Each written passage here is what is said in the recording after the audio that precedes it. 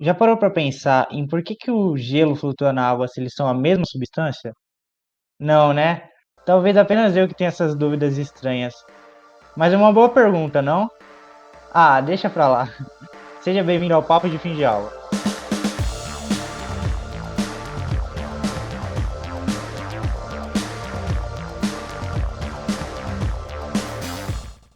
Explicando melhor a pergunta, quando jogamos uma moeda na água, ela afunda.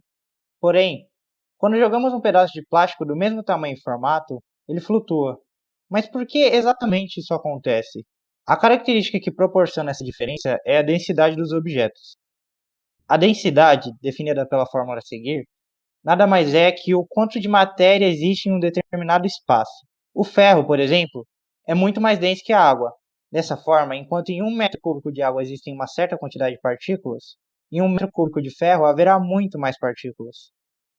Um dos fatores relacionados à densidade, principalmente quando se trata da mesma substância, é a temperatura, que representa a agitação das moléculas no corpo. Ou seja, quanto maior a temperatura, mais elas estão agitadas. Dessa forma, com a agitação haverá também uma dilatação da substância em si, aumentando o volume. E como a massa permanece a mesma, a densidade diminui. É por isso que normalmente o estado sólido de um material é mais denso do que seu estado líquido, já que, como a temperatura do sólido é menor, a mesma massa ocupa menos espaço e a densidade fica maior. Mas como exatamente a densidade influencia na flutuação dos objetos? Bom, basicamente, o que faz o objeto flutuar ou não é a diferença entre a força que o puxa para cima, denominada de empuxo, e a força-peso que o puxa para baixo.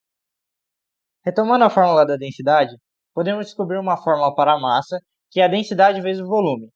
Dessa forma, podemos colocar essa expressão na equação do peso e perceber claramente que quanto maior a densidade do objeto, maior será essa força. Se o peso do objeto imerso for maior que o empuxo, ele estará sujeito a afundar. O contrário também é válido. Quanto maior a densidade do líquido, maior a força que ela fará os objetos subirem e, por consequência, boiarem.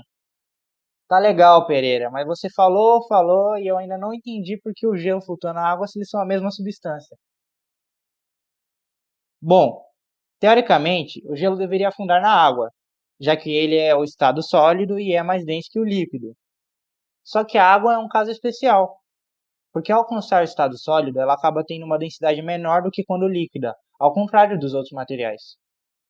O evento está relacionado ao conceito de geometria molecular, que é basicamente como os átomos se dispõem para formar a molécula, influenciados por suas atrações elétricas. No caso da água, sua geometria é angular, como mostra a figura, já que existem 4 elétrons livres no oxigênio que empurram os hidrogênios e criam esse formato de V. No estado sólido, as moléculas ficam bem juntas. Esse formato deixa um vão no meio da estrutura e, por conta disso, o volume aumenta, ocasionando a densidade menor no estado sólido. É exatamente por essa característica da água que existe vida na Terra.